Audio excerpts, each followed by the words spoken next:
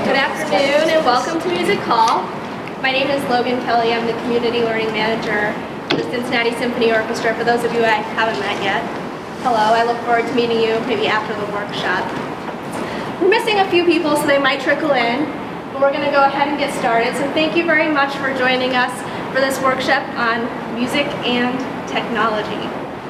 Our presenter today is Will Kuhn, and he's the music technology instructor and music department chair for Lebanon High School. And he also is the co-author of a brand new book called Interactive Composition.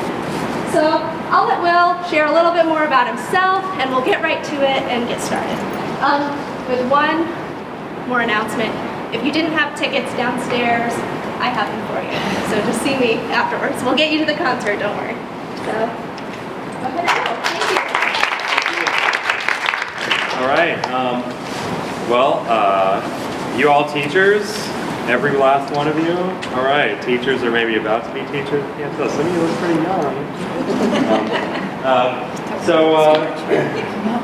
I want to talk to you today about it's like two stories. One is the story of how my program was started, and the other is just the story of how music education is changing.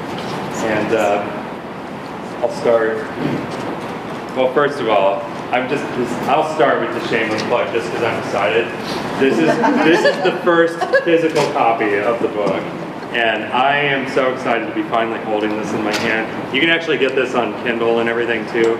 If like what I talked to you about today catches your attention, you're excited about it, check it out. If not, don't. But it's kind of a technical book, so just beware. But music technology at Lebanon High School.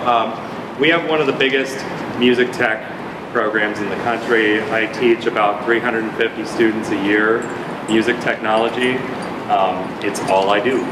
I don't teach a band class. I don't teach a choir class. I teach music technology. And just a little background on the thinking that we had when we first started that project. Looking at the music industry, just in general, versus what we tend to teach in schools. So, these are just some stats about the music industry in general. If you have a classical music album, I realize I'm saying this in music hall. I'm a little nervous saying all of these things inside of music hall, so please don't throw me out for this. It only takes like a few hundred sales to get on the Billboard list in the classical section. There's not that many sales of classical music albums. It's the chance of being a solo classical artist that's very popular is really slim. But it's also just hard to be a classical musician, period. Our colleges train about 3,000 music performance majors every year to play classical music, but there's around 200 jobs nationwide that open every year in that. And most of our secondary programs are focused on training performance people. That's kind of what I'm going to get into, is that if we're a little graphic here. If we have a job that opens in classical music, and by the way, most jobs in classical music open that way. It's dying. And if we have 10 applicants to one job, that's year one. Okay, that's normal. We'd interview 10 people for a job, maybe. But what do those other 9 do that don't get the job? They're there next year, still doing auditions, and basically, until they run out of money and decide to change their life goals a little bit, they're just in line. There's this huge supply and not a very huge demand, and it's not through any fault of anybody's. It's just this is reality to some extent. And a lot of our high school programs are just laser focused on performance. It's not a bad thing to have a lot of emphasis on performance, but laser focused. We don't want the other people. We just want the performers. I saw this article and I pulled a screenshot of it. And it made me think. If this is your goal, you're a musician, you're a tuba player, you play whatever instrument it is, and this is your goal to be on stage like the one over there. You know, we would tell our kids, like we had a sports kid, and, you know, it's like star of the football team, and he's like, well, I don't care about, you know, other classes. I just want to play football, and I'm going to play football, and I'm going to be a pro football guy. We'd be like, whoa there, Sparky, have a backup plan, right? You know, and the thing is, they've got a better chance of getting onto a pro field than a classical musician does of getting on the stage, because it's like, oh, there's a lot of people up there. I could be one of those people, but you're so specialized. That's not your job market. This is your job market. It is like the one guy, right, that plays your instrument. You're so specialized. You know, it's that particular article, the summary is just that it's a regional orchestra. You've probably seen the Springfield Orchestra, or maybe heard of it. They had people from all over the world apply for that job. They're so desperate for work. And this isn't even full-time work. Music in the real world. What can you do with music out there in the real world? The College Music Society, I don't know if you're familiar with this. They've got the college postings all the time. They had a really interesting manifesto in November where it was pretty damning about teacher preparation and things like that. You know, they're saying that like music has changed quite a bit over the past several decades. You know, including things electronic and technology and blah blah blah, internet and all that stuff.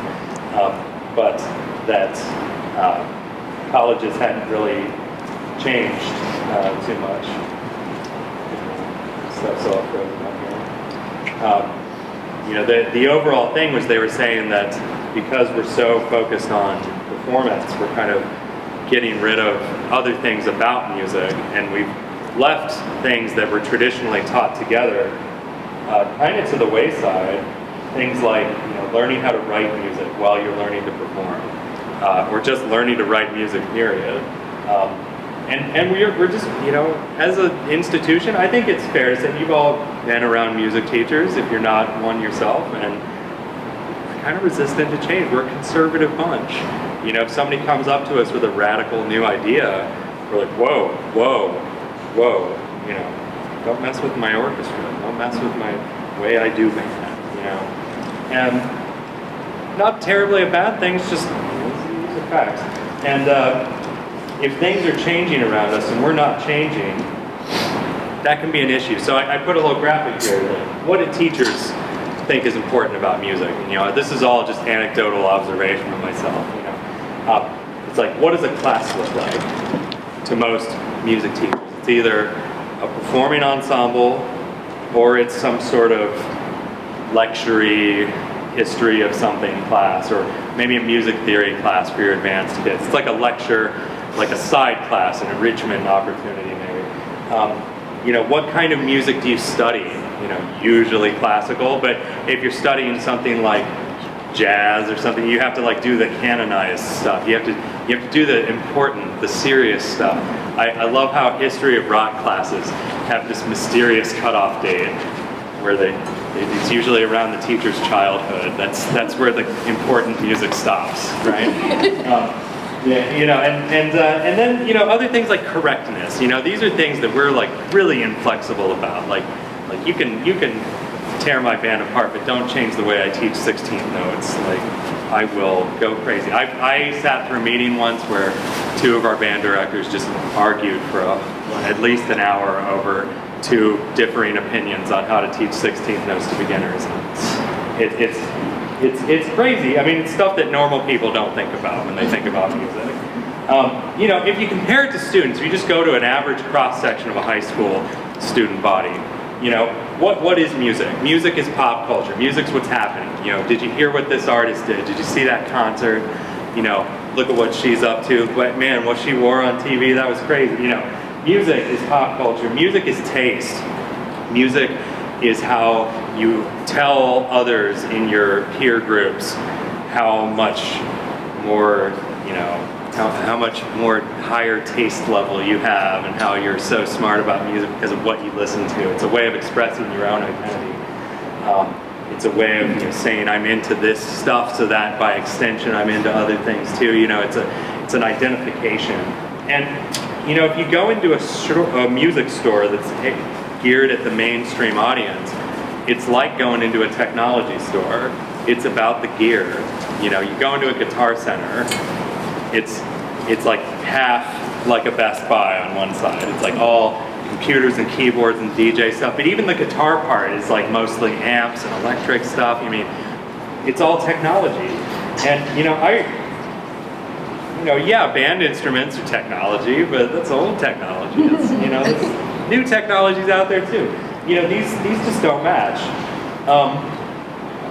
And what's the result? You know, this is a research study done 2 times, 2008 and 2012, by 2 different collaborators. And they both agree that if you survey the entire country and look at every state data and just do an average, it's roughly 80% of secondary students are just not enrolled in the music class, period. And that's a problem. I think that's a problem. I mean, that's a huge amount of people that are going through the system totally unaddressed. And we're happy about it. We're happy to filter them out of our groups and just keep the good ones, you know, and keep that top band, you know, and that's what we want. And we want that top choir and the select group of the top choir, and just like keep stripping them away, you know, until it's just the best one left. We love that competitive element, but there's a huge swath of kids that are just going through life as if music's just a childhood experience, and you can't do it as an adult. It's like something you did when you were younger, but not once you were, you know, coming of age. That's a problem. You know, teaching music in the 21st century, I think, is going to be about serving amateur musicians. It's going to be about creativity, and a lot of it's going to be about writing music and recording music. So, we decided in 2006 that we needed a new kind of music class. We saw the need. From our administrators, we said the need was that we had so many study halls happening. We needed some sort of other elective to address this. And we said, well, let's have a music class. So what's the idea? So this was when I was given the task to come up with the curriculum with this, I was thinking, you know, my audience is going to be all beginners. This game came to mind, Go, and I saw it described once as it's easy to learn, but it takes a lifetime to master. And that's how we teach music, normally. We get kids involved at a young age and do stuff like org with them, and this is so easy. Just hit the one bar and jam, and it's all fun. But if you really want to do music, like here's a clarinet, and we'll teach you the first few notes, but you know, it's going to be years and years before it's possible for you to become successful with this instrument. You better stay in the program for 6 years, 7 years, etc., before we're really interested in you. And you know, I know that that's a little controversial, but that's the way I saw it, because you know, we had such a large gap of kids that were in the program and not in the program. And I said, okay, well, what about something that's easy to learn and it's quick to master, that we can fit into a semester? We can fit a whole curriculum into a semester or 2, like a lot of other subjects do. You know, you can have a psychology program that gives you a nice survey of psychology topics in a year, in a semester. You know, we have classes like this. We have all kinds of things like this. So why doesn't music? So I had this idea to put, you know, just like a little chart together of like, how hard is the learning curve, and then just like what's the overall length of the course. You get things like our band and orchestra, our instrumental. These take a long time to master, and they're long courses, and they have a steep learning curve too. Choir, it's a little bit less of a learning curve. We're all born with that instrument pre-installed, and if you look at attrition info, choir is like, it doesn't follow the same curves as band and orchestra. People come in and out of choir because they can, and they do it outside. Band and orchestra, if you quit, you quit. It's like geometric curve. We have other classes that we offer. You know, something like music history, music theory. These are classes that you can fit into a smaller timeline, maybe a year, maybe a semester even. they're of limited interest to the general public usually. Either they're really an advanced topic for your performing kids, or it's, I don't know, I thought our music history class seemed pretty boring. I mean, it was just it's like a music, here's a lot of information about music I don't listen to. Sorry, you know what I mean? I mean, it's great. It's, you know, there's a place for it, but I'm saying that, you know, is it something that everybody wants to get into, or is it like kind of, you have to push yourself to like get into it? In fact, we only have one thing that we do really in this upper quadrant. That's like Orff General Music is designed from the ground up to do that, to be this real easy experience that everybody can just like jump right in and do. The other methods are kind of like that too, but you know, I think Orff was kind of designed with that in mind. And you know, what if we had something in the secondary level up there? Why not? Let's not get rid of all the other stuff. Let's keep the other stuff. But what if we had something out there? And so we want something that's popular. And when I first started this, and people would observe me and they'd say, "Oh, you're pandering." It's like, no, it's popular. It's kids want to be here. There's something to be said about that. That the average kid wants to be in this class, and it's education. So this was our concept. For music technology, we have a 30-seat computer lab. Every station is like a mini recording studio. So it's got a microphone, it's got one of these little mini keyboard control things, pair of headphones. It's centered on amateur music production. And I was picturing like bedroom producers, people who, you know, are at home making music on their own, maybe they're recording their own band. And you know, maybe they just know people that are like that and they want to learn about it. Or maybe they just want to learn how the music they listen to is made. There's something to be said for that. That's a cultural thing. And this is, I think this is the winning stroke here, is that I decided very early on this would not be a performing ensemble. These kids consciously decided not to be performers. They heard about it, they said, "You'll be up on stage," and they said, "No thanks." Okay, so we're not going to put them on stage. It's not going to be a lecture class either. Lecture classes are boring and people don't like them. So what's the concept? The concept is borrowed from art classes. Art classes nail this stuff. They have beginners in them all the time, and they lead them through projects to teach them concepts. So it's project-based.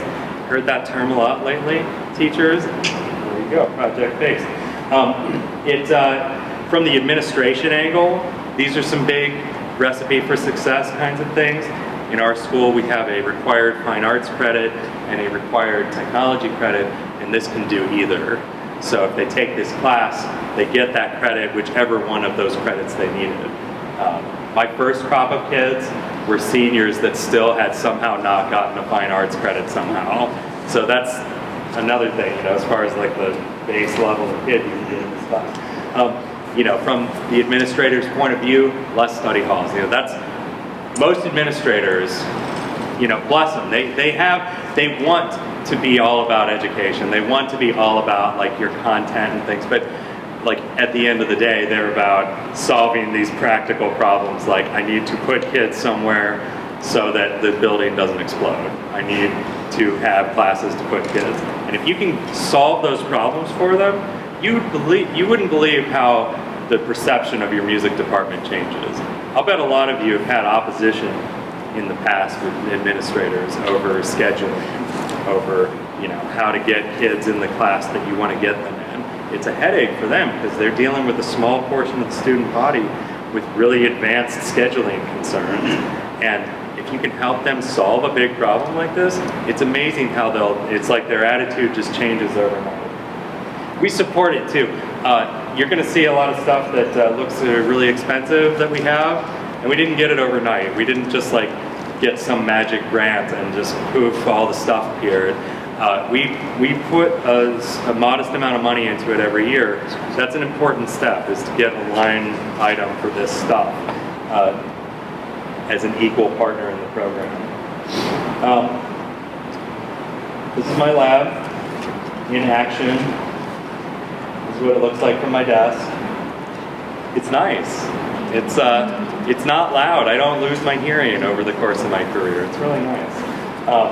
And they're all working at their stations, working on projects. It's like a typical day. I mean, like show them what they're doing that day, and then they work on their projects. This is my schedule. So we have 8 periods in the day. I teach 4 or 5 periods of Music Tech 1, the intro class. This is the really popular class. We have about 250 in it every year, and there's a waiting list of another 100 usually. Music Tech 2 has about 90 kids in it. This is 1 or 2 periods of that, advanced. And recording club's an after-school thing that I do on Mondays. You'll see a little bit more about that later. That was the music you were hearing on the way in, by the way, was our recording club series. And then global media, which truly pushes the boundaries of what a music teacher might be expected to do in the 21st century. But I love it. It's running the TV studio and doing the announcements. So it's kind of fun. And I got a recording studio out of the deal. So how do you teach composition to an older novice without boring them with 1,000 years of music theory first, or making them learn an instrument first? This is the trick, and this is where I'm going to do some demo here. So just a quick overview of how the software I use works. Now, I'll bet a lot of you are familiar with GarageBand, right? Maybe have you heard of GarageBand? Okay, you've used it before. A lot of people use GarageBand. I've used GarageBand. Over the last few years, I've moved all of my kids onto Ableton Live instead. Ableton Live is more of a professional piece of software. I've always used it with my advanced students, and I felt like the newer versions of GarageBand were a little harder to use anyway, so I said, why transition? Let's just put everybody on it. And it's kind of interesting to see because it has a different metaphor for how to make music than anything I've seen. And if you're familiar with the loop library in GarageBand, you drag a loop out, kind of make it go on the timeline and things like that. Well, similar stuff going on in here, except you can see on the screen here, it almost looks like an Excel spreadsheet when you open this up. It's a really strange looking program, right? So these boxes are called clip slots, and anything can go in them anywhere. So if I want a beat, I'm just going to type the word beat in here, get a little beat here.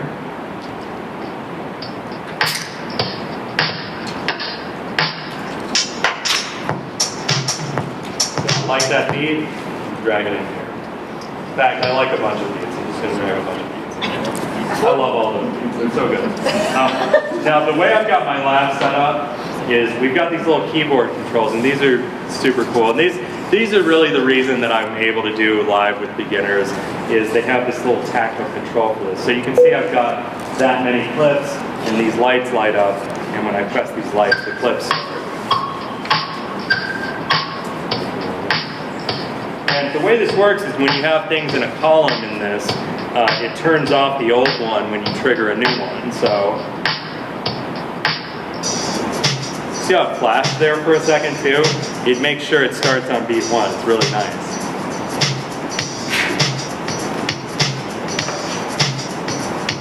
Now, this, what I'm doing here is, a little bit of my own adapting this for beginners.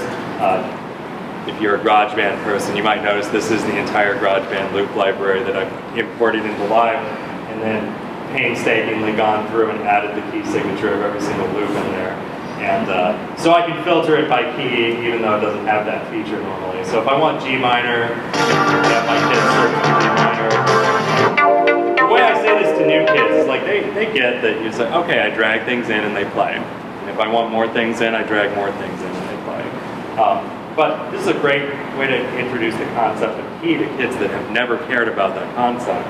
It's like, oh, you found a loop you like? That's a cool loop. See the little key tag at the end? Type that in the search box, and then anything you add to it will match. Boom. You can put these all together. Put them together. Need a bass. Type bass.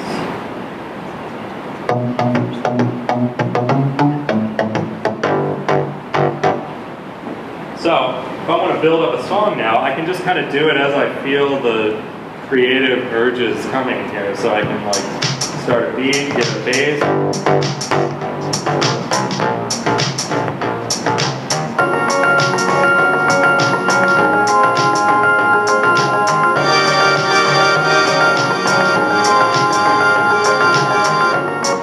That the guy who writes the GarageBand loop library doesn't always tag his things correctly. Did you know that?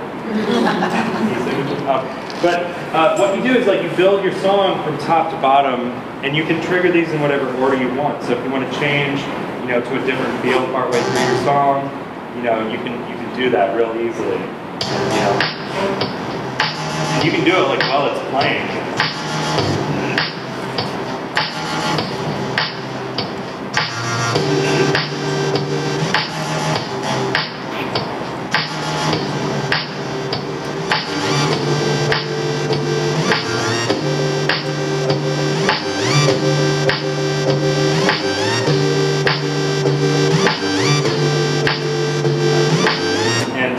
And I gotta say, I've taught live to beginners before. I used to teach all my beginners GarageBand, and I think these things were kind of the key to unlocking this for beginners. Just getting it so they could just tactile control this. Once I was off into my projects, it wasn't so bad.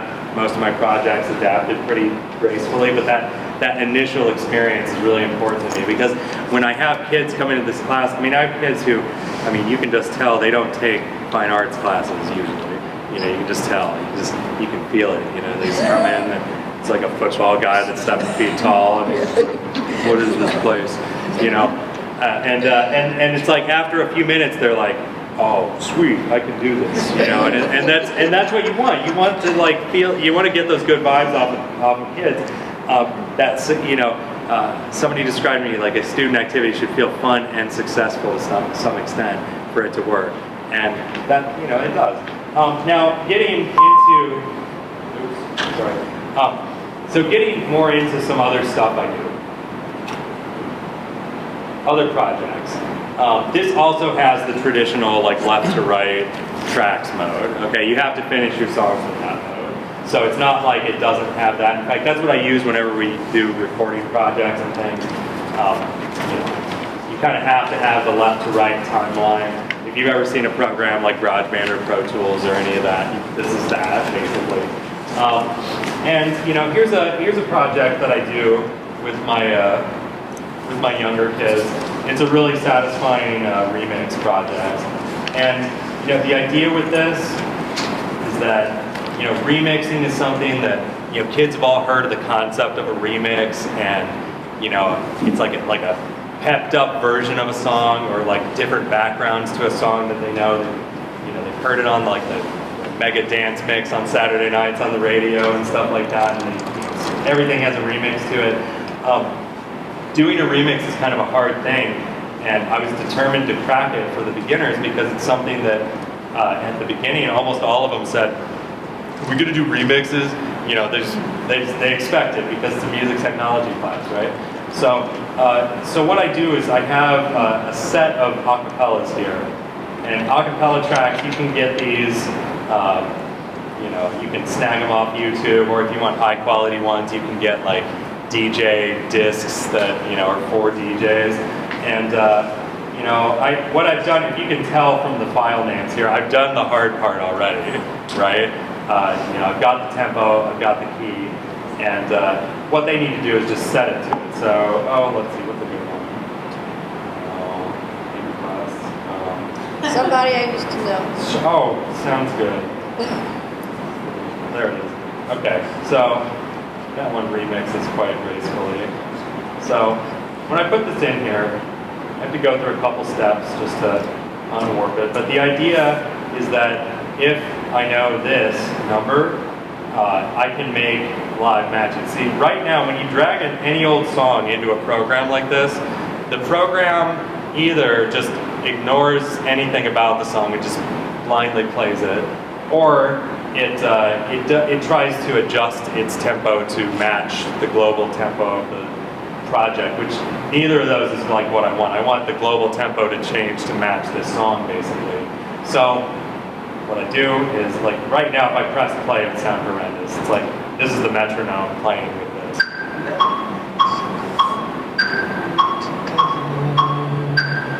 just like, huh, what? I don't know what the tempo is. So I take the tempo, type it in the tempo box, and it will match now.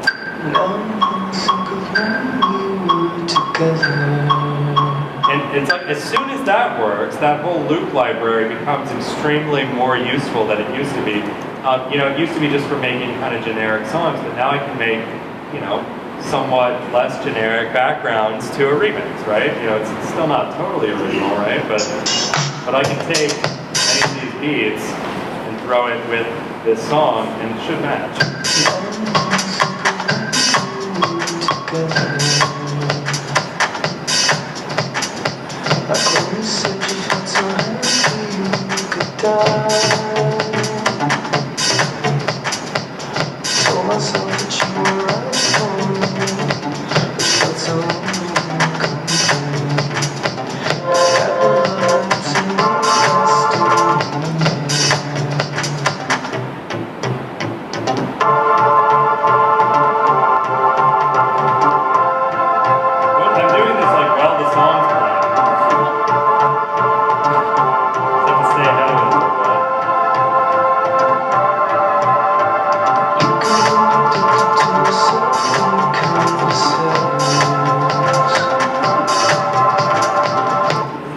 What we do is we write new backgrounds to the song using that library, using the information we know about.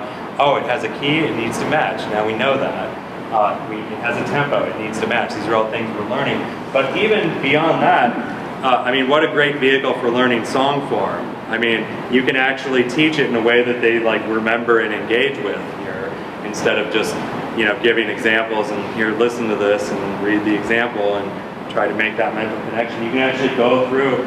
We spend a day just going through the song and cutting apart every little piece of the song and like relabeling it, so it's like, you know, it's gonna be like verse,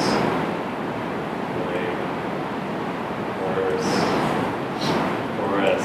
We kind of go through and, you know, they can color code it, you know, yellow for the verse, you know, whatever.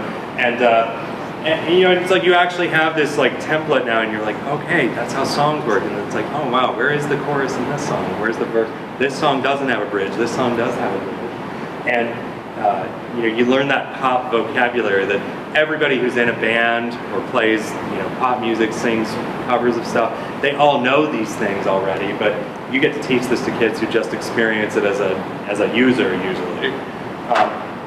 So, you know, going beyond that, that's like a level 1 project, and we have a lot of level 1 projects. I gave you in the handout just it doesn't have the actual lessons, but it has like the table of contents of like, at one point there was another teacher teaching music tech, so I basically made him like a handbook on how to teach my class. So it had every lesson in it. So it has like the list of stuff that we do, and you can see some of the ideas and, you know, ask me how we do them. But that's a level 1 project right there. That was 2 level 1 projects. Now, when I get into the more advanced kind of class, we get to do cooler things. We get to do more advanced stuff. And you know, as we go through this, it's like I noticed when I first started my advanced class, you know, I thought, oh man, this is going to be sweet. We're going to make the hardest stuff in this class, and these kids are just going to nail everything. And I realized it's like, coming from one semester of Music Tech 1, going into Music Tech 2, it's like the kids got even more polarized. It's like Music Tech 1 was just this total cross-section of the school. Every possible demographic was in there. It was totally random. Music Tech 2 were the kids who really enjoyed Music Tech 1, but it didn't mean, that was all that it meant. It didn't mean that they were necessarily the best, or musicians or non-music. It just meant they liked it. Okay, so they brought that enthusiasm. They usually brought a fair amount of comfort with tech stuff, but you know, it's still beginning musicians. So I mean, we have to learn some interesting ways to work around that to make music sound right. You know, one way that we do that is through, this is another reason I really like this program in particular over the other ones, is it has some ways to adapt really hard concepts to a beginner. Just like bring something like how to write a chord progression just all the way down to the beginner level, where it's accessible and you can really feel like you know that concept, but you don't have to have a physical skill like playing the guitar, playing the piano. And I want to show you what I mean before I get into the project really with it. If I just get, I'm just going to get a piano here.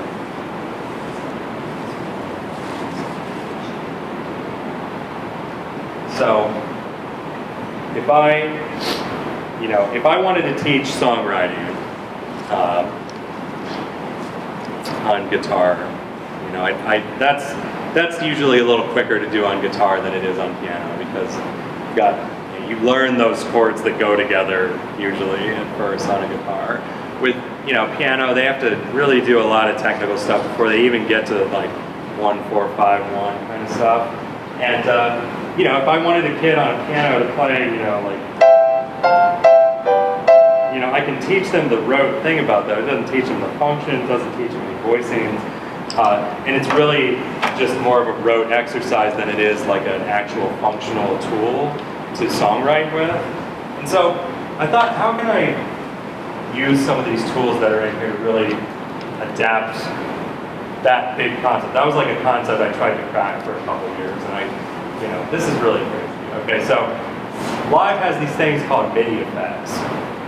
And this is, a lot of us who have used music software, we get recording, we get editing, we get loops, we get, adjusting the volume and doing fade outs and stuff like that.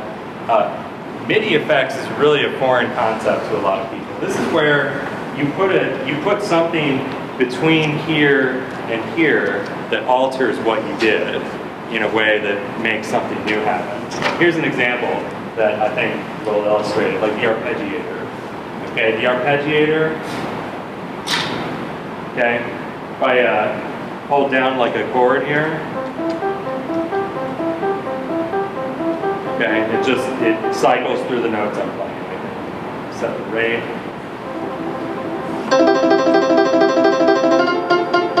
And it has patterns too. This is the best one. Is the arpeggiator has a preset that I just love called Bach 16ths, and like.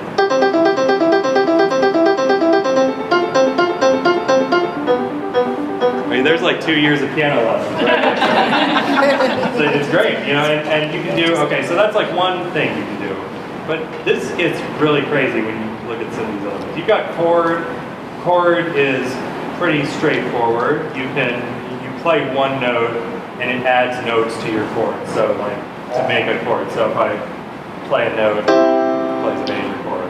Now this is like an unintelligent major chord. It's like always major chords.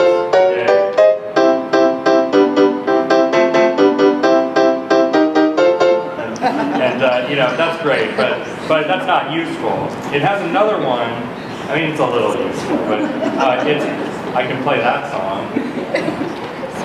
This is the one that really piqued my interest, though, because I realized this just cuts away a lot of the learning barrier here. This is a scale filter, and this just makes it so you don't play wrong notes. Okay, so you want to play like in C minor.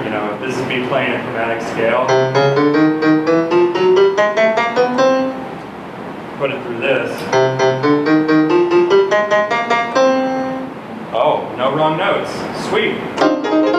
So I can use the white keys, whatever. But let's go a step further. You can combine these. This is where I'm realizing that like I can have the really entry-level kids write stuff that sounded legit. If I take a chord, put it in front of the scale.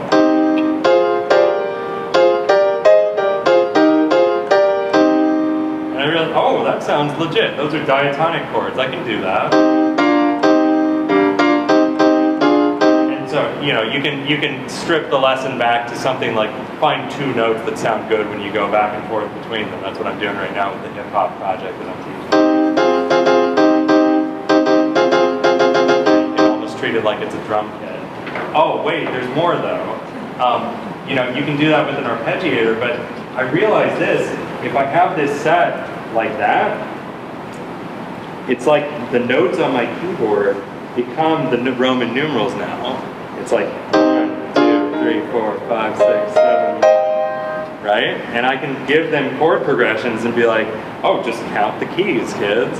It does, you know, and they're like, oh, I get it. It's like, I just learned a bunch of guitar chords on the piano. And what you can do, this is a really cool resource, even if you don't have a music tech class, hooktheory.com. Anybody ever used this before? Really cool website. It has this thing called Theory Tab that basically lets you search a song and it'll show you the chord progression. And it shows it, you know, because I'm a big Miley fan, and you know, like if I want to get the chord progression to Wrecking Ball here, well, I don't want to watch the video though.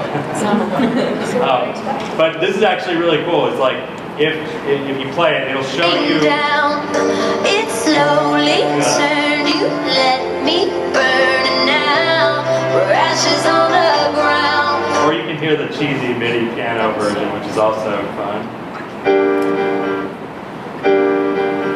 We'll start.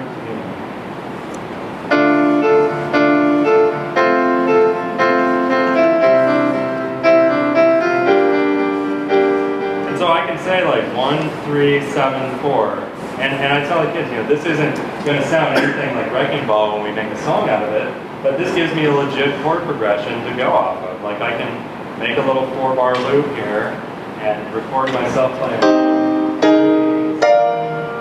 like that. Let each one last a bar.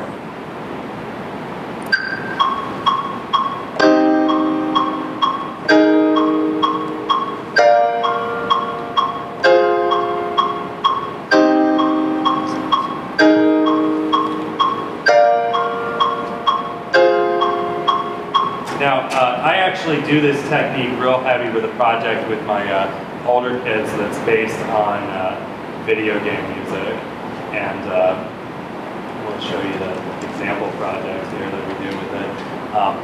Where I like to do this technique writing songs where it's like we use a part, a really simple part, and we use that to generate lots of other parts. It takes the tutorial down to a manageable level, and it lets them kind of explore a little bit too. It makes it so it's not just me leading them through a song that's going to sound like the same song every time that we play it.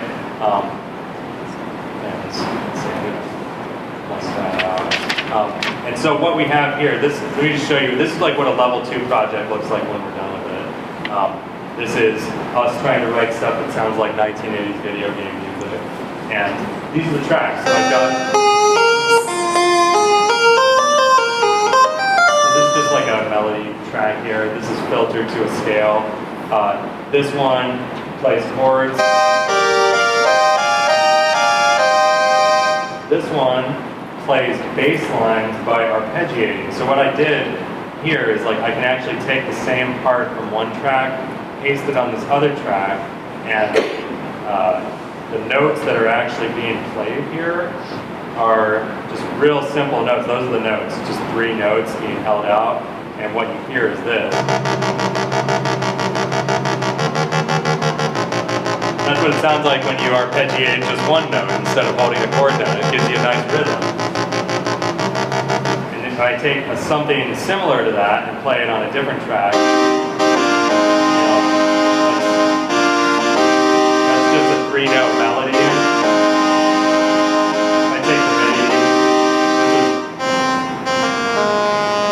Without any of the effects on it. With the major chord, with the minor chord. And so you can see like what this actually looks like when you make a song this way, using this clip mode.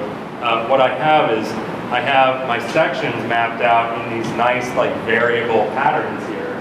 So when it's time to actually record the song, what I can do is use my controller here, or you can just use the mouse click. You can just do it the boring way in mouse click, but you can do it the fun way with this. And what you do is you just record yourself making the song live. It's like you've spent all your time pre-producing all the parts, and then you just put the song together. This is what it looks like when you actually write a song.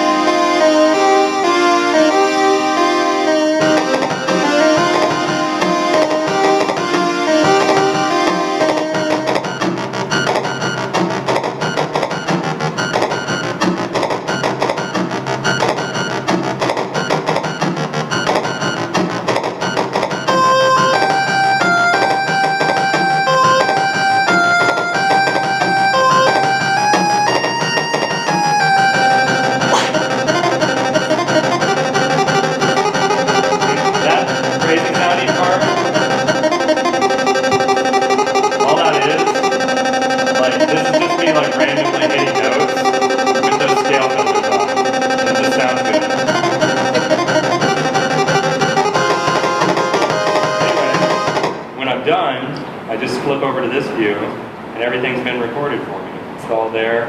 I can go in and edit, do my transitions, whatever I need to do to finish the track. And, you know, that's another unit. It's like finishing, mastering, you know, doing a full mix process that like you would for producing music.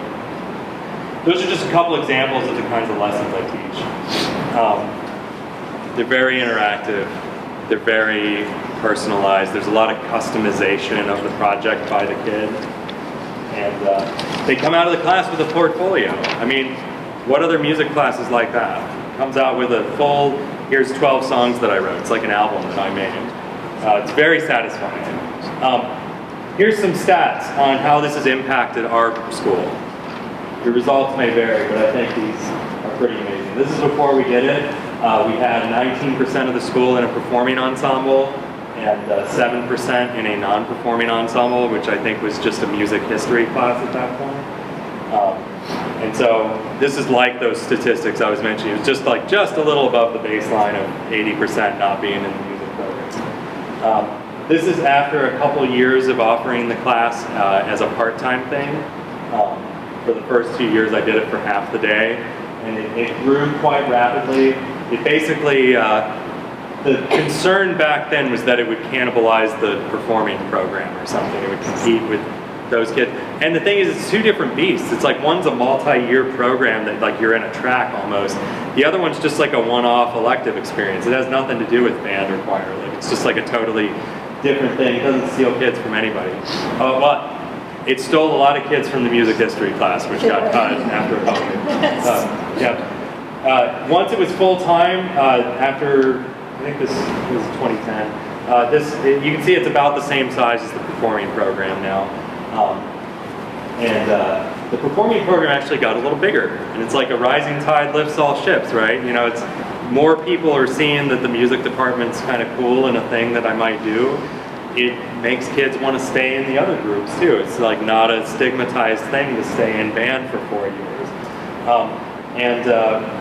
See, I've got another one that's really nice here.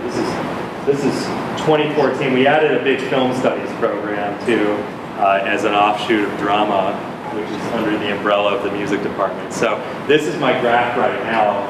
Is 24? It's steadily rising in the performing category. Our enrollment hasn't changed a ton either, by the way. And non-performing is 44% of school. I mean, this is per year. So, you know, in the course of 4 years, we actually have a shot at, you know, addressing every kid in the school, possibly, which is crazy. I was kind of obsessed with this for a little while, like determining where we stood against the other departments. And you know, these are the elective departments, and you know, we used to be a little smaller than the art department, and you'd think we would be. We've got 2.5 music teachers to 4 full-time art teachers. I don't know why that is. I'm not going to get into that. I mean, this is us now. This is still 2.5. It's still same staffing, and we're just blowing the doors off of it. Because you can. You can really pack these classes if you want to.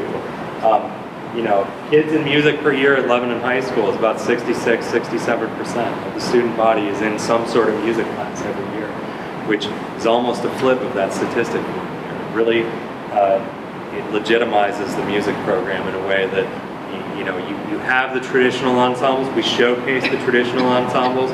I started doing a thing where I forced student bodies to sit through a Christmas concert every year because there are voters someday, right? But they're also, you know, they're experiencing it in a way that's relevant to them as well if they're not in those programs, which I think is really awesome. Let's let the kids speak for themselves, though. After I took Music Tech 1, I kind of was like, oh, I like this stuff. And then I auditioned for Global Media, and I got into Recording Club, and I was like, oh my gosh, this techie stuff is really cool. So I started learning more about it. In 5th grade, I took band for the first time, and I quickly realized I wasn't musically gifted.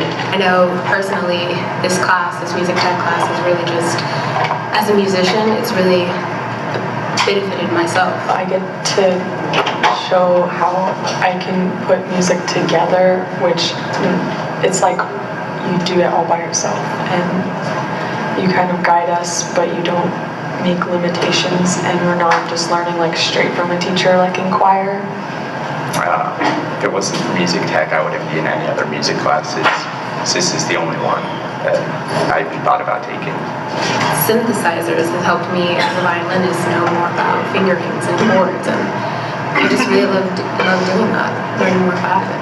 And I can create music without being actually a musician. And Mr. Kuhn in this program really helped me figure out what I wanted to do, and now I'm going to college to major in electronic media and broadcasting, and it's all because of this class. Like, without these classes I wouldn't have known what I was going to do, so it really helped me figure it out.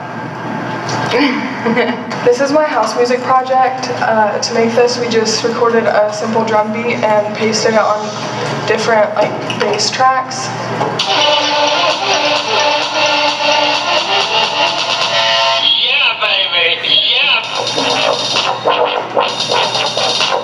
The drum beats project, and for the first part of it we went back and we took sounds from all around the school, and we dropped a book down the stairs, and that's the kick, and the snare is the locker. We slammed down a locker down on in the hallway, and it made that sound. So for the breakbeat project, we took drum beats from older music, kind of, and added more modern sounds.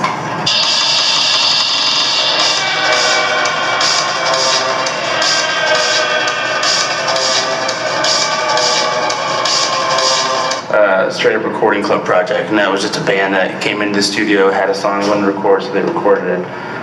Guitars pretty much just sounded like, if they even weren't in an amp, just you put a microphone right next to the guitar, that's what it sounded like.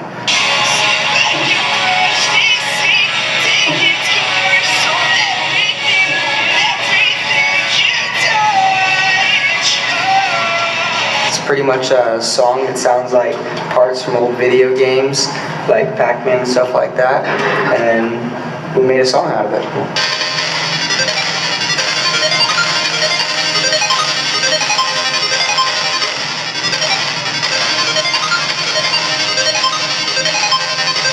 I'm Patrick, and this is how Global Media works. Over here we have our director. So what's your job here? I tell people what to do. Sounds pretty simple. Here we have our teleprompter. What do you do? At the prompting station, we copy and paste our announcements for the day into the teleprompting software. This is where we actually film the announcements. We have camera person right here. What exactly is your job?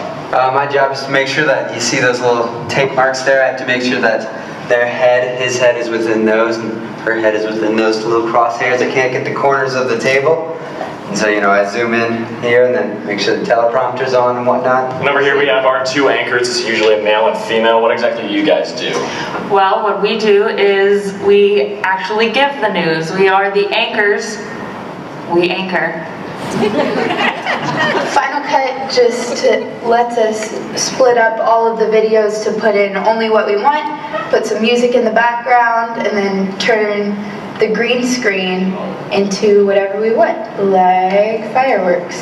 We also have the B station for editing other extra videos like Team TV. That's what Emma's doing right here at the moment. We also use Final Cut Pro X for that. Then when it's all done, the next morning, we play it live over the school for everybody to see.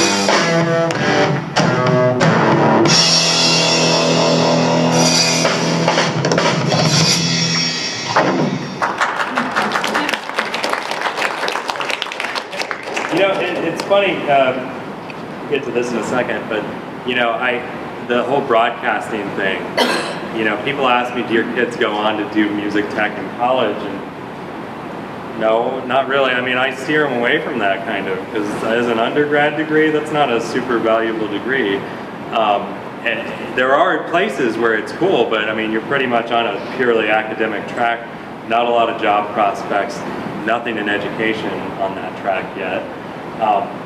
So a lot of them do choose to go into electronic media or broadcasting, and so I kind of use that as the carrot for the older kids, to get into that TV class. This was my big concern when I first started doing this. Am I doing okay on time?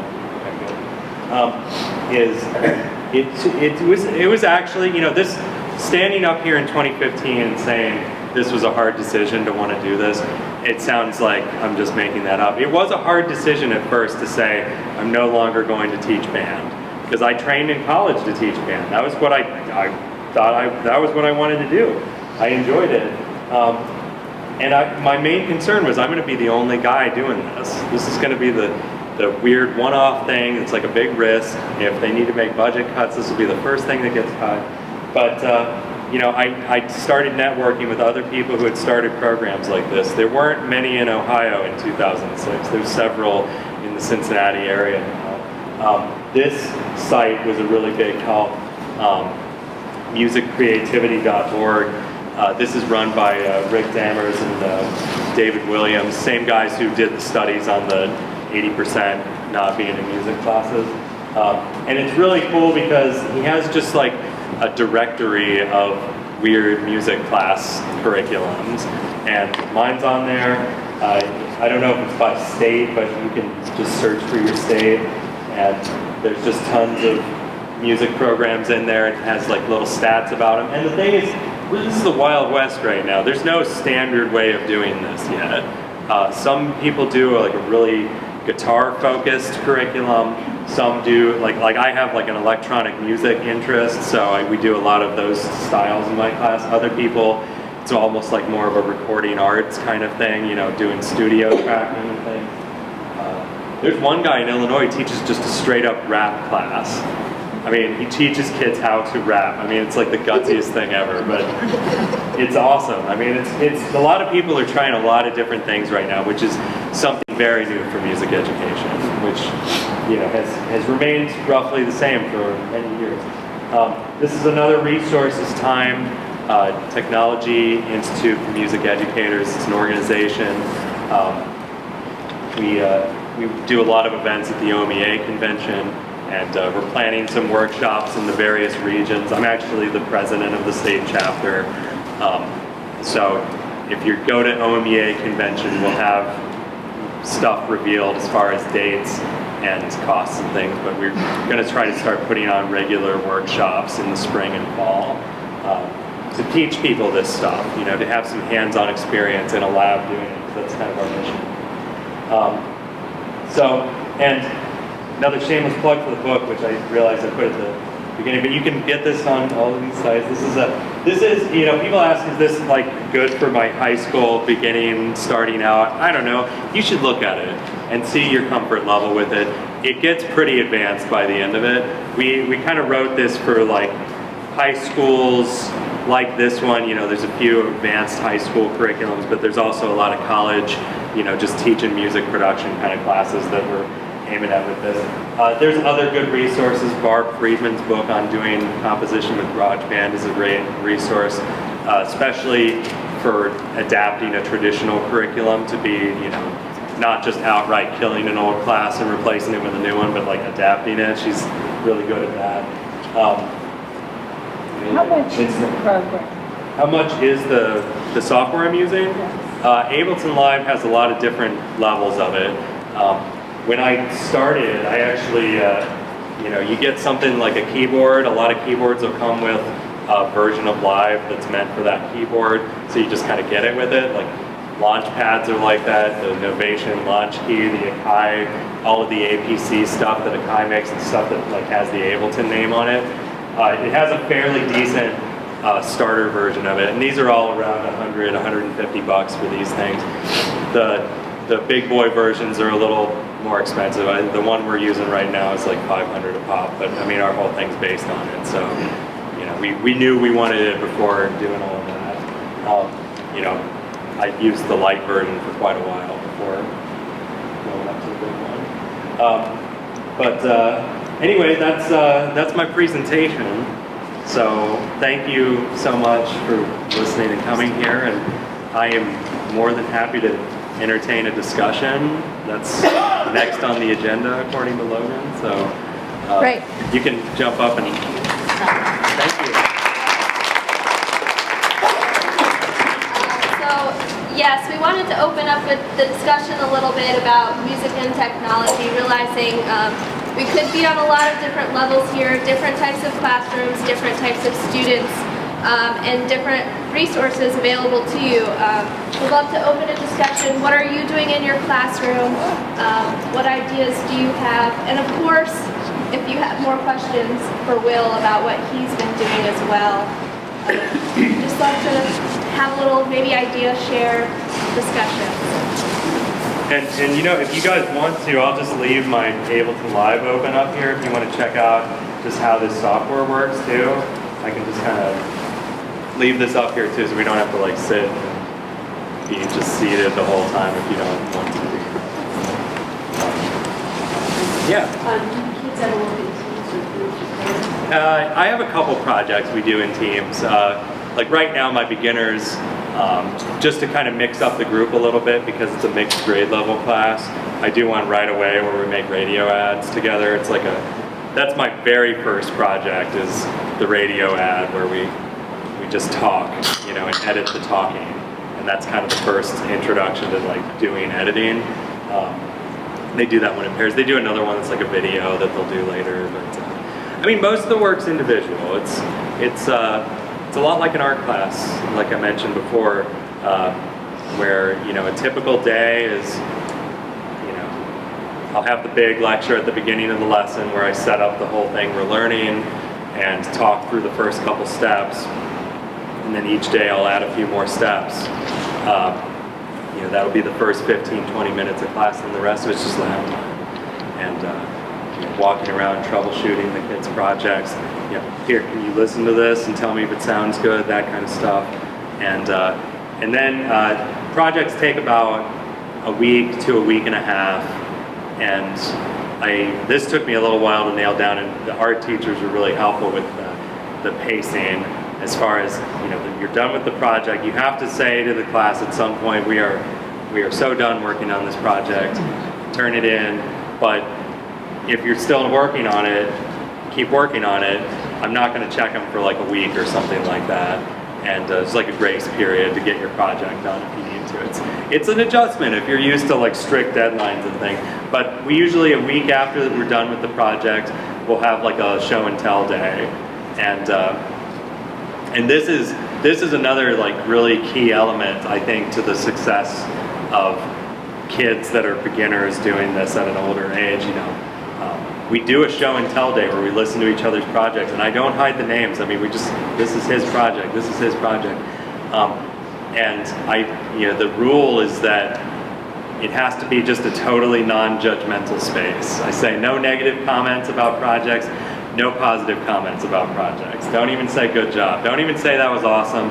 If you say that was the best thing ever, that kid's gonna like feel pressure to do something for you next time. Just listen and steal ideas for your next project. You know, that's what it's for. And I had a student from UC visit and do some writing about my class a few years ago, and she said in there, I hadn't thought about this before. She said like, the entire class is just intrinsic motivation. There's like no pressure on grades. And I mean, there's a little pressure on grades. Like you have to turn things in to pass the class, but you know, and I have all the stuff you're supposed to have, a rubric and everything for grading the projects, but by and large, if you're doing the steps and trying, you're gonna get an A in the class. And the motivation is, you know, I don't want to look like a fool on the show and tell day. You know, I want to look like I can hang. And the way the projects are designed is that everybody can achieve a basic level of success. The fancy kids have just enough enrichment time to like show off a little bit, but not so much that they're just blowing everybody away either. You know, and the kids who are behind usually have the ability to do like a shorter version of the project that sounds like it can hang with the other ones. And that takes a lot of guess and check to get projects that work really smoothly. You have some, if you ever do a class like this, you'll have some that you know that this project will just be nails, and then there'll be other ones where you're like, I don't know what this one's going to end up like. You have to do it a couple times before you get what the kids can do. So, yeah, that's I answer your question.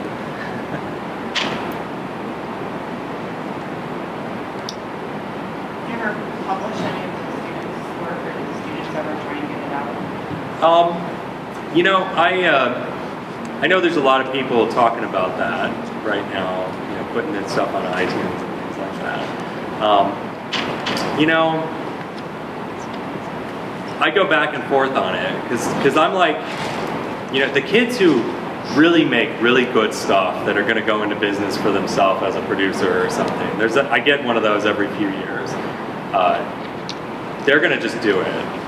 They're just, you can't stop them. They're just going to do it. For the general kids, I think, like, who's that for? You know, is that for me or is that for them? You know, and it's like, I feel like a lot of people, you know, promote that they put their stuff on iTunes, and it's like, yeah, it's a little bit of a fundraiser, I guess, but I don't know. You know, there's a lot of copyright clearance stuff that if I just keep it in the classroom, nobody's going to bug me about. You know, stuff like the album at the end of the year. I do a survey every year about that album. I ask the kids, you know, we put this album together, cram as many songs onto a CD as we can. We sell CDs still. I know it's like ancient history, right? But I do a survey every year and the kids are like, I like the CD. You know, should we put it on iTunes? Should we do download cards or scratch off codes or something to download? And kids are like, no, CDs are fine. I like getting the little package. I like seeing the liner notes. You know, we put together a little thing that when I was in high school, we had this literary magazine called Airy that was really unique for a high school. I'm finding out now. It's like, you know, it had poetry, it had artwork, it had all kinds of stuff. It was like a cultural magazine they put out once a year.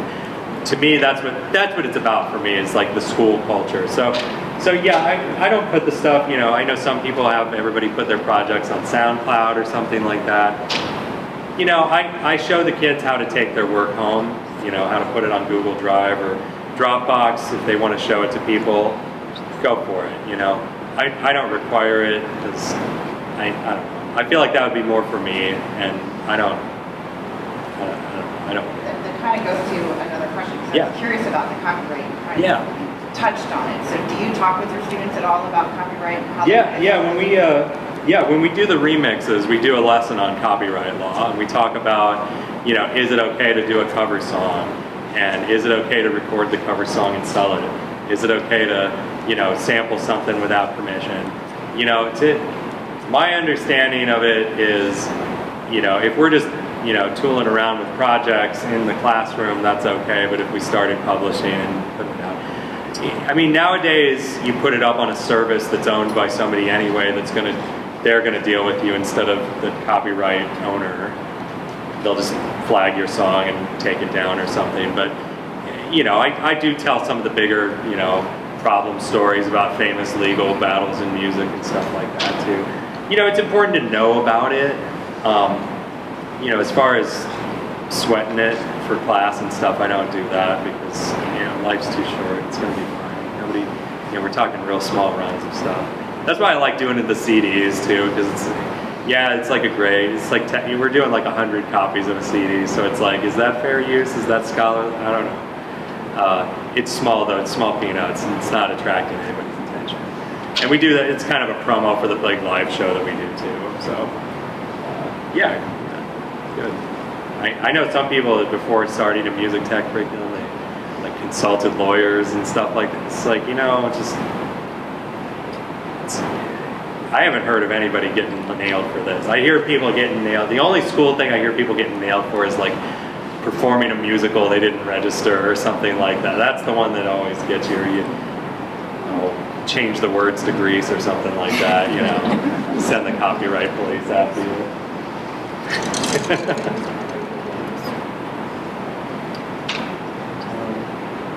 Anybody else have some thoughts? Do your kids meet every day? Yes. Yeah, it's a semester, both classes are a semester long. We meet for 45 minutes a day. And they don't have to take them right in order. They can wait, you know, do one their freshman year and wait and take the other one their senior year. I have other kids go semester one, semester two, and they're done. So how exactly, in your mind, have you been able to account for the increase in the performing area, increase in student enrollment? Well, you know, I think that when kids get older, they do some self-reflection about, you know, am I doing something that's worthwhile to do? And, you know, these things aren't an island. Like, kids know like where their activities stand kind of in the social structure a little bit. And I think that this is my own personal anecdote. I don't have data to support this, but I think that when you double or triple the size of the music department because of the mass offering, and kids see the types of kids who are in the music class. I do this, you know what, I should show you this. We do this big composite picture every year. And, wait, there, oh shoot, there it was. I take every music class just at one semester and composite together this ridiculous photograph that we were trying to like layer them all together. Of course, it's like, but basically we put them all in the band room, and we can't do it all at once because the fire code wouldn't allow it. So we like Photoshop this picture together of everybody. And oh shoot, man, there it was. Hold on. But I mean, I hang these up and I give all the music teachers one of these. And this picture, I feel like this picture is like its own promotion. It's like I send it to the board office, I send it to the principals, I say, like, look at us. Like, this is all the kids in the music department, 11th high school. It's bigger now, but I mean, what they do is they look at this. Kids like will stare at him and they're like waiting for a class change. And they're like, oh, I didn't know he was in a music class. I didn't know he was in a music class. It has that same effect as like when the star football player joins the show choir. It's the same effect, except it's way stronger of a message because they're just like, man, that's like 700 people in that picture. That's crazy. But I would also think that if they feel successful doing a music class where they have not felt successful before in any kind of musical activity, that it builds their confidence to say, maybe I will give choir a whirl because I really made a great composition here that I like it. This friend liked it, and that friend liked it. Maybe I have talent. Absolutely, absolutely. And I see the opposite too. I see kids that are like unsure of themselves from choir until they do a final project by themselves in music tech where they write a song and they sing it and people, wow, that was really good. You know,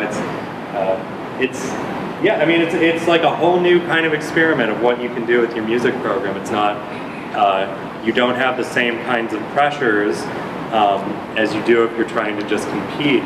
People are just looking at your scores and that kind of stuff.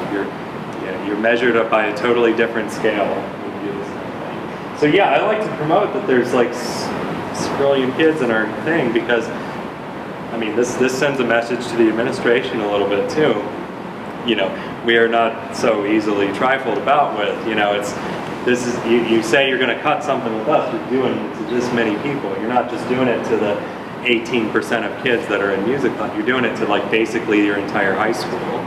And I think that's a powerful message to send. So yeah, I don't have shame. We need to take ours this year. We didn't get a chance to do it for a break because it's late. What can you do with the K to 6 level?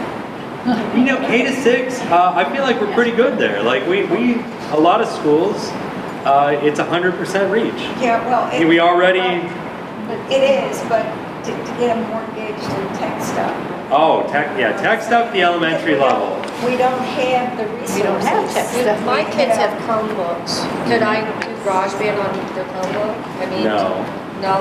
Yeah, that's the tricky thing about Chromebooks is, you know, web browser-based stuff typically isn't good at media production. I mean, Dash my folks, I was like, yeah, I mean, there might be some tools out there, but those are typically like kind of slower computers too, you know. And that's you know, elementary is like a whole different problem. You know, I would recommend if you're interested in elementary stuff, Amy Burns is a good name to know. She's another time person. She kind of specializes in doing tech with elementary age kids. And has she written books? She's or written, what is she she's written a couple books, I think. So she's kind of the first name that pops up in that department. We have constraints. Yeah, I mean, I'm at CPS. Do you know the Ruby Music software? Another one, Quaver Music has a lot of stuff too. That's like a curriculum you can buy. What is it? Groovy? Is it free?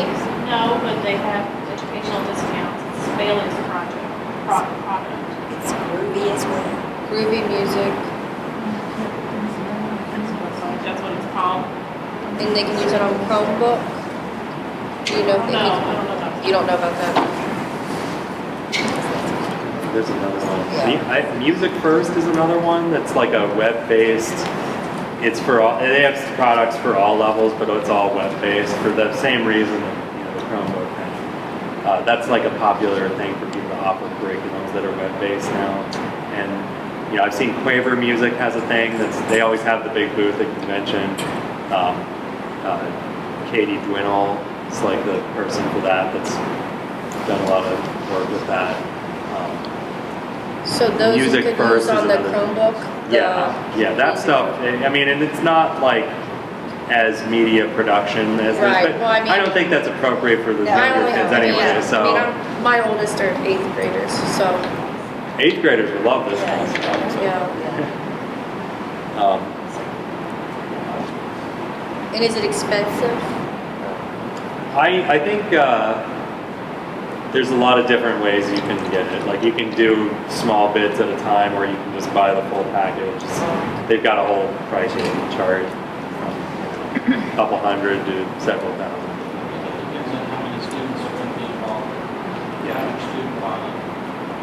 Yeah. I mean, some people get away with just getting the teacher one and just having them all share that or something too. I've seen a few ways. Yeah. What programs are based for PC and not Mac? This one is. Ableton's on PC and Mac, and it looks identical on both. Pro Tools, that's like a more traditional kind of recording software. Outside of those two, you get weirder kinds of programs like Reason, but that's more college kind of stuff, I guess. And yeah, GarageBand is the one that's only on Mac. I don't know if they still have they had like the cheap one that would look like GarageBand for PC. I forget what it was called. You know what I'm talking about. I don't know if they're still around or not. It was kind of weird. I downloaded it one time and then couldn't get back into it. I didn't love it, but Ableton's pretty solid on both.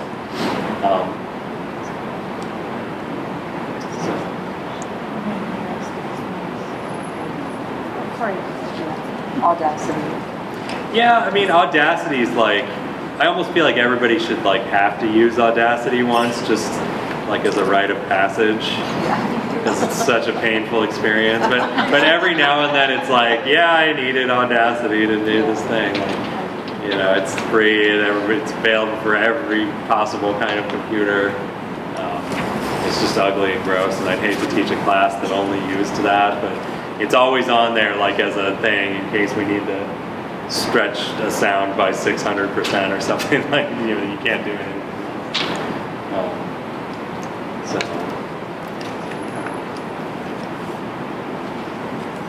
Does anybody teach anything like a music tech class? Like want to share your experience doing anything like that? You wouldn't be here.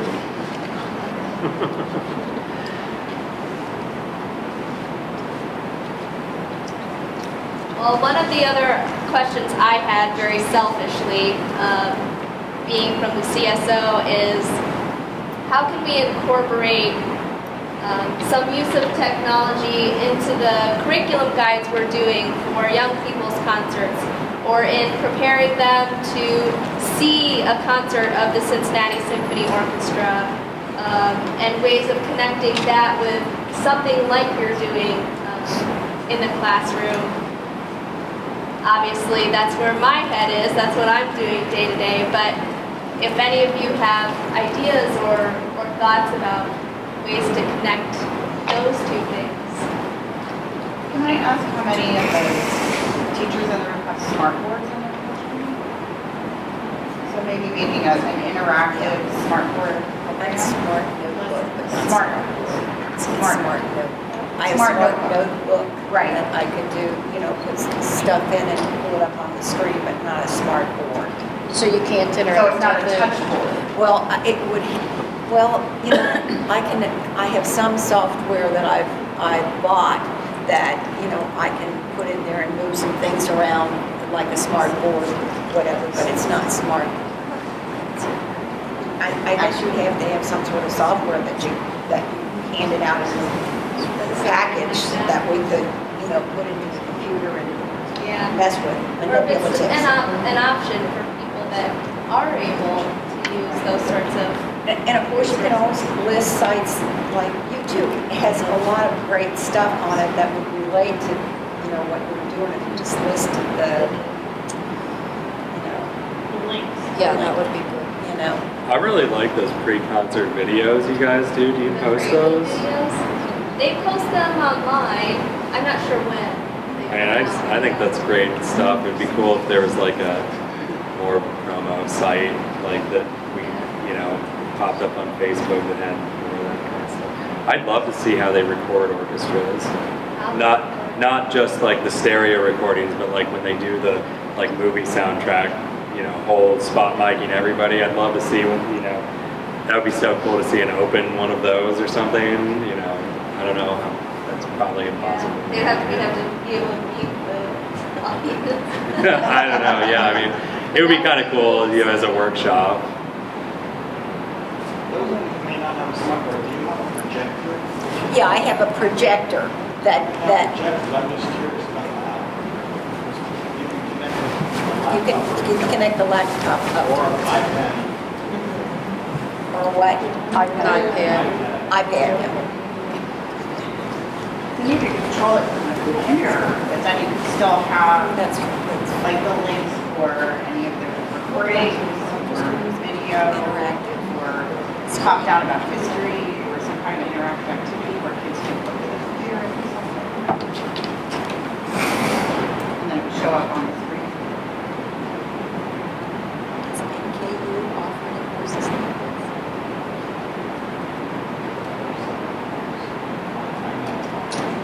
You say NKU? Yeah, this.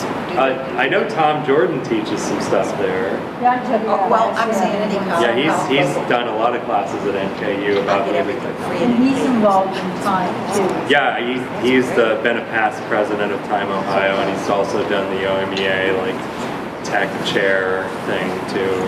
One year they had their conference here with OMA. Yes.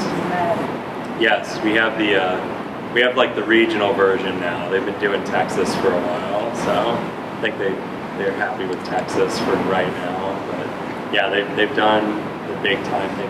Time has a pretty good presence at OMEA though. Like if you come to the Cleveland one, apparently we have a really good location this year. We're kind of right next to the exhibit hall, so you'll see our booth and everything, and you can get information about it, all of that stuff, and see our sessions. We're not like tucked into hallway 3, level C, back room, alley, you know, like we usually are.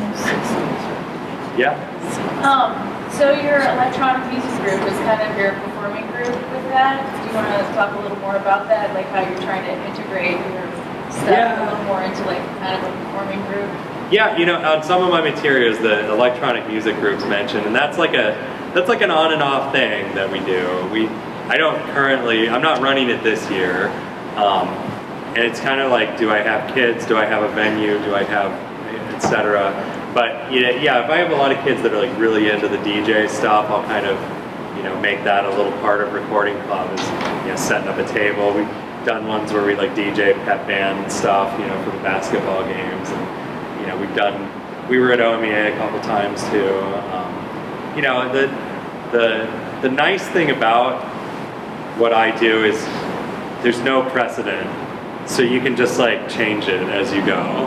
You know, it's not like band where they're like, we've always had a jazz band. You have to do a jazz band. We've always had a jazz band. Like you can just be like, oh, maybe not this year. It's, you know, extra stuff. You know, I don't have the right kids. You know, maybe in a couple years we'll revisit the idea. Recording club's been kind of the staple because it's so open to whatever's going on. You know, I've had years where it's like, the way a recording club works, it's so nice. It's like the best club to run because there's no I have to mix the album and work with kids on that at the end, run the sessions, but like the organization of it is just this sign that's on the studio door. Who's recording this Monday? Sign up. And check the sign. Okay, it looks like a band's recording. Get the drum set up. And, you know, I've had years where it's like all rock bands. I've had years where it's like all rappers and, you know, stuff like that. You know, I had a couple years where the electronic stuff was really big. A lot of kids were just sending me tracks that they produced at home. Lately, you know, it's been a lot about the folk-ish kind of indie stuff, and, you know, a lot of those type of Mumford and Son-ish kind of projects like that. And it's cool. It's kind of cool because, you know, I can keep my finger on the pulse of what's going on in a way that I don't think you can do any other way. Like, unless you ran something like a talent show every year or something, but it's like just an ongoing like mini talent thing that happens every Monday. We take we take a look at the folder around spring break and see, you know, okay, we've got 30 projects to pick from, and we know these are going to be the good ones, so we'll start working on these ones and start mixing them and start. There's a few of them where, you know, electronic music group kind of like the initial idea about it and what it's eventually become. Like we had this like whole phase where we did a lot of performing, but the whole idea of it was like, let's take a boring, you know, just a singer and a guitar kind of song and produce it and like put a bunch of backgrounds to it, make it sound like a techno remix of it or something, and you know, make it sound really awesome. So, you know, like that was actually what was playing when you came in. This is like our last album of that, and you know, we always do like a parody album cover of something that already existed. You can see some of our covers there, but you know, the whole Drake Road Productions came from our first album. But I mean, you know, like this song, the original session of it was just like a girl playing guitar and singing a song that she wrote, and we turned it into. Hello, my friend, I'm at it again. Your angel has lost her wings. I blame temptation for all my sins. I might as well do exactly. I mean, that's on a session that was just like her and a mic and a guitar, you know, so we can take, you know, your typical high schoolish kind of music and make it really cool. And, you know, the thing about this, like, I've got some, like this kid, this was actually a Final Music Tech 1 project, I think. Maybe it's Music Tech 2. It was just him playing every instrument of a rock band. It's kind of cool. Get up, do what you can.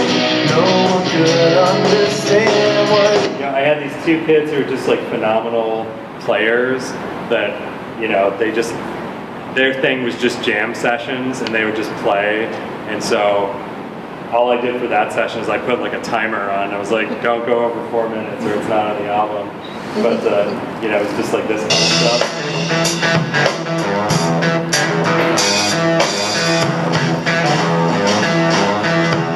I mean, it's cool, like the random kinds of projects I can address here, because I mean, it goes everything from this kind of stuff, sad girl singing a sad song, cover of something, you know, sad. If it makes you less sad, start talking And you've all heard those kids. You know, to like the kid who's a sax player that doesn't want to do a jazz track, but he wants to be on the album. So we're like, why not just play Baker Street, you know?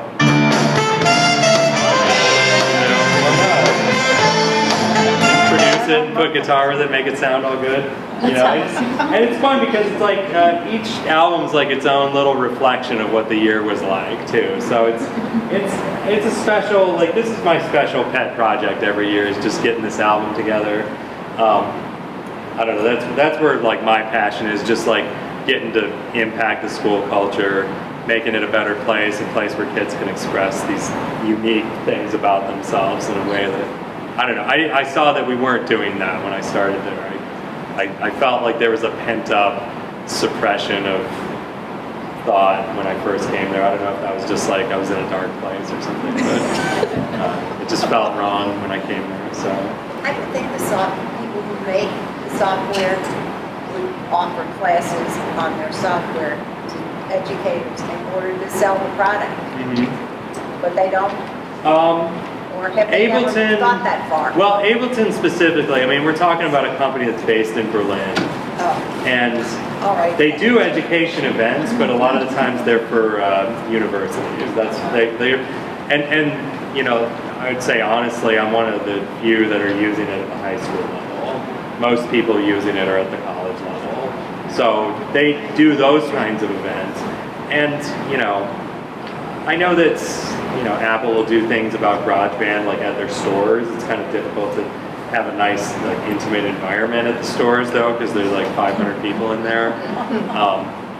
You know, yeah, I mean, it's a big. I think the bigger issue, though, is not the software training. It's the what do you do with it once you know it training. And I think that's going to be something that, you know, I'm going to be looking at more in the future. Is, you know, how do we like somebody like me who can, you know, I feel pretty comfortable sitting down and learning something brand new because I know what to look for and what to make with it. How do you get that into the hands of other teachers? Because, I mean, it's very likely that, I don't know, 30 years from now, I'll say 30 years, maybe when you go to music ed school, like, this is your instrument, you know what I mean? And, you know, that's what you major in. You write music and you do it all with technology. I don't know, maybe that's what will happen, but, you know, until that happens, that's the kind of thing we need to be looking at. Is like, how do you future-proof a curriculum that's kind of agnostic to the instrument you use? That's tricky, and we've solved that problem before. You know, when we added new instruments like the saxophone, we have curriculum for that. But I think that was a lot more like what was already going on than this stuff. This is just unlike what has gone in the past. So it's all new territory. It's a big frontier out there. Something that's different than what you're doing with technology, but have you ever heard of an iBand?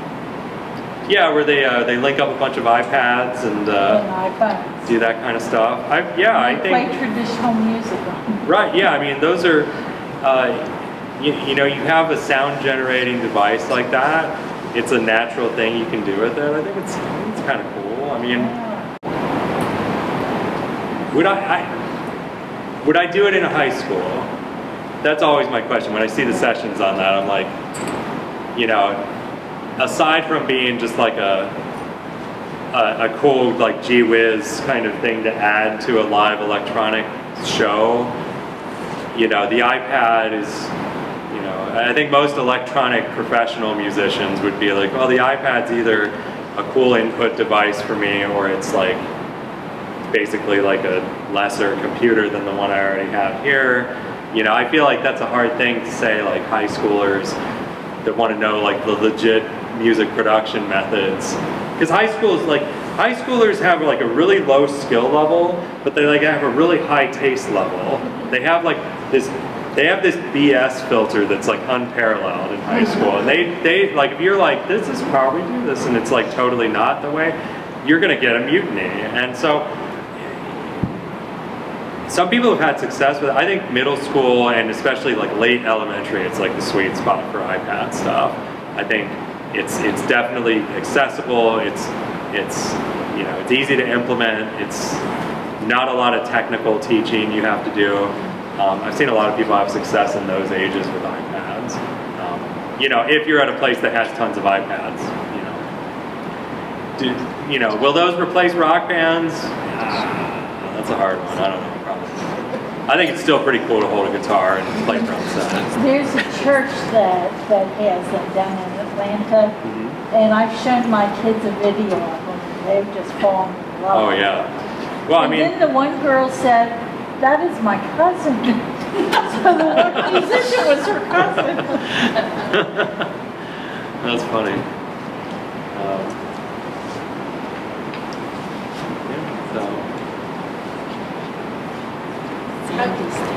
Are there any other questions or thoughts or ideas or anything related to music and technology? Well, we have a few minutes, so maybe people can come and check out the... Yeah, you can check out the software. You can check out the book here. You can just talk to me. I'm I'm up here all alone. Come talk to me. But thanks so much to you all for being here. There is the dinner in the ballroom down one level if you haven't been there before. And then the concert at 7:30 completely. The only technology there is the super titles. So completely different. But thanks so much and hope to get a chance to talk to you before you leave. Thank you so much for having me. Thank you.